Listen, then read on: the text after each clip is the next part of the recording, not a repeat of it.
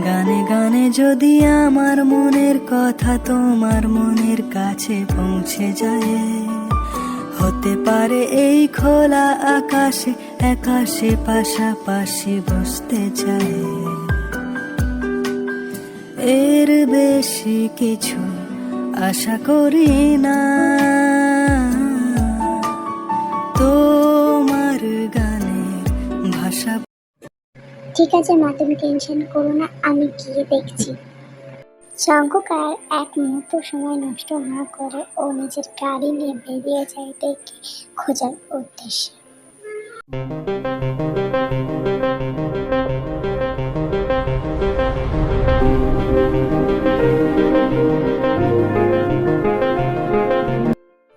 তে তো উদ্ভ্রান্তের মতন হেঁটেই চলেছে, ও কিছুই চেনে না, কিছুই বুঝতে পারছে না ও কোন দিকে যাবে।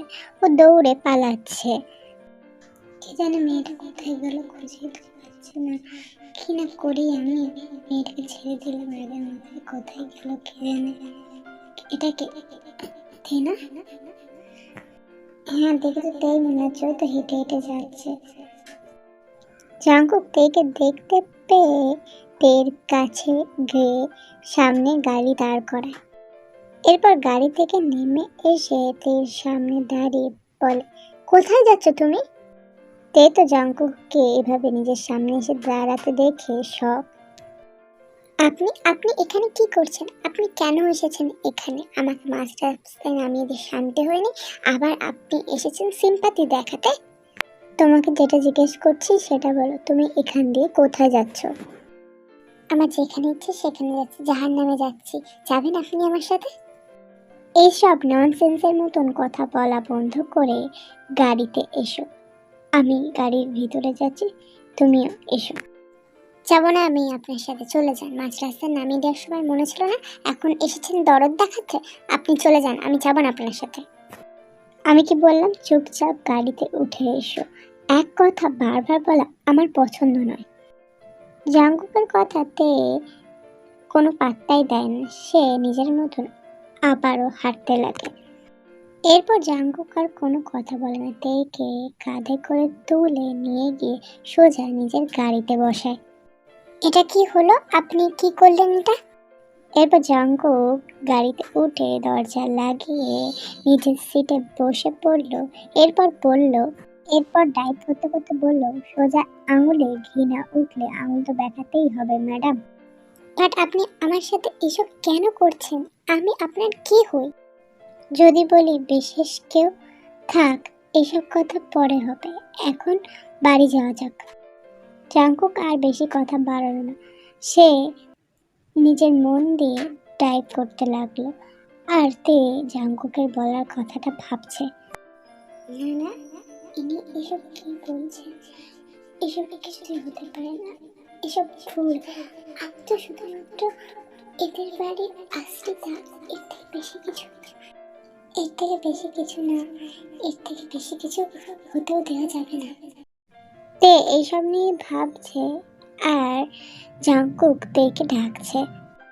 বেশ কয়েকবার ডাকার পরও যখন জাঙ্কুকের কথায় তে সাড়া দিচ্ছে না, তখন জাঙ্কুক হর্ন বাজাতে লাগে।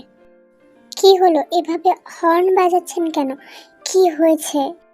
তোমাকে 100 বার ডাকার পরও তুমি যদি সাড়া না দাও, তুমি শুনতে যদি না পাও, তাহলে হর্ন না বাজিয়ে কি করব বলো? ও বাড়ির সামনে চলে এসেছে আমরা, আপনি আগেই বললে পারতেন, এভাবে হর্ন বাজাচ্ছিলেন কেন? আমি নেমে যেতাম। তুমি কি চোখের সাথে সাথে কানেও কালা? কেন বলুন তো, আমি কালা হতে যাব কোন দুঃখে? না মানে আর কি, তোমাকে 100 বার বলার পরও তুমি শুনতে পাও না, তোমাকে একই কথা 2 বার রিপিট করার পরও তুমি শুনতে পাও না, তাহলে কালা ছাড়া কি বলবো বলো? দেখুন আপনি কিন্তু এবার বেশি বাড়াবাড়ি করছেন, আর আমাকে নিয়ে আপনাকে ভাবতে হবে না, আমি কিছু ভাবছিলাম তাই সাড়া দিতে পারিনি, আর আমি কালা নয়, বুঝেছেন?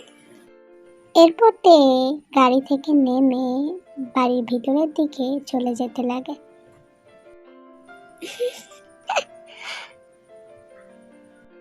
এরপর জাঙ্কুক গাড়িটাকে এক জায়গায় পার্ক করে রেখে ও গাড়ি থেকে নেমে তের পিছন পিছন যেতে লাগে।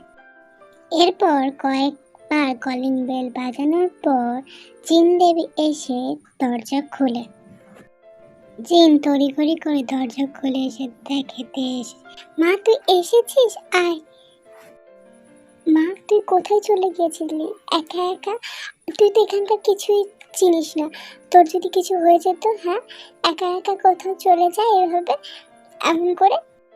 আমি ইচ্ছে করে যাইনি আন্টি, ও আমাকে মাঝ রাস্তায়, এই যে তোমার ছেলে আমাকে মাঝ রাস্তায় নামিয়ে দিয়ে চলে এসেছিল, তো আমি কি করবো বলো আন্টি? ও এর মানে এই কিপি, এই জাঙ্কুক, জাঙ্কুক তুই ওকে ফেলে দিয়ে চলে আসি? তো আমি জানতাম ও তো এরকম কিছুতেই করবে না।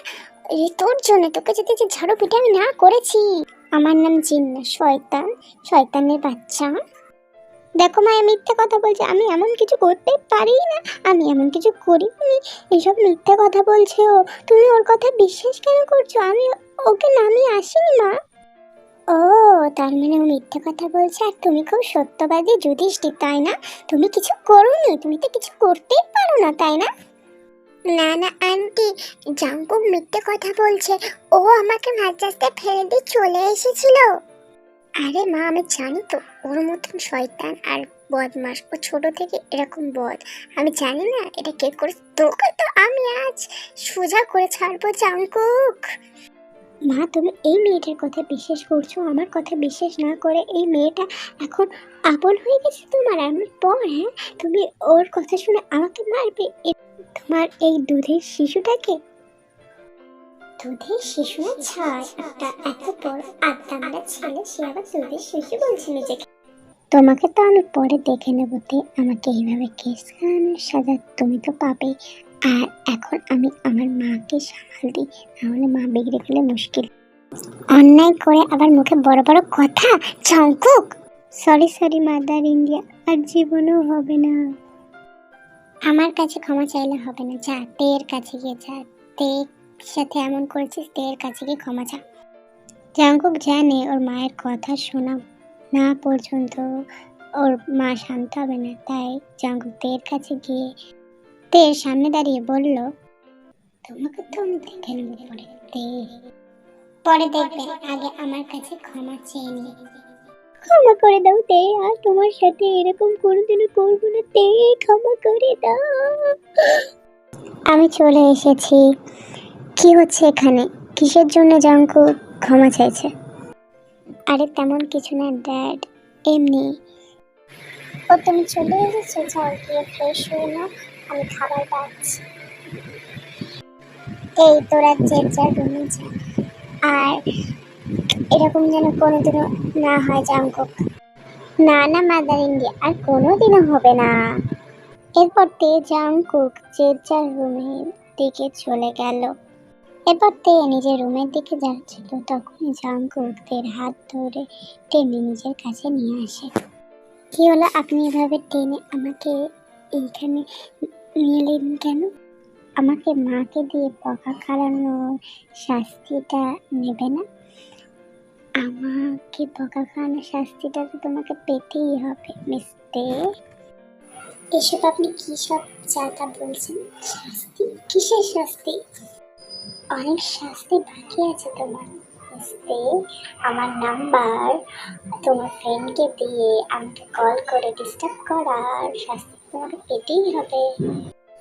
ওই এই ব্যাপার, ঠিক আছে, আই এম সরি, আর জীবনে এমনটা হবে না, আর আমি কোনোদিনও আপনার নাম্বার কাউকে দেব না, প্লিজ। আমি তোমার কথা কেন শুনবো বলো? তুমি কি আমার কথা শুনেছিলে? এরপর জাঙ্কুক তের কোনো কথা না শুনে গানে গানে যদি আমার মনের কথা তোমার মনের কাছে পৌঁছে যায়, হতে পারে এই খোলা আকাশে আকাশে পাশাপাশি বসতে চায়। এর বেশি কিছু। জাঙ্কুক তে নিচে নেমে আয়, খাবার বাড়া হয়ে গেছে, খেয়ে যা। জিনের ডাকে তেকুক একে অপরের থেকে দূরে সরে যায়। এখন যেহেতু মা ডাকছে তাই ছেড়ে দিলাম, পরে কিন্তু ছাড়বো না। মিস দে, দেখুন আপনি যেগুলো করছেন একদম ঠিক করছেন না। আমি ঠিকই করেছি।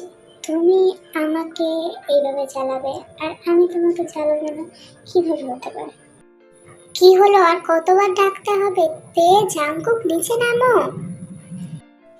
যাচ্ছি মা। এরপর জাঙ্কুক নিচে চলে যায়।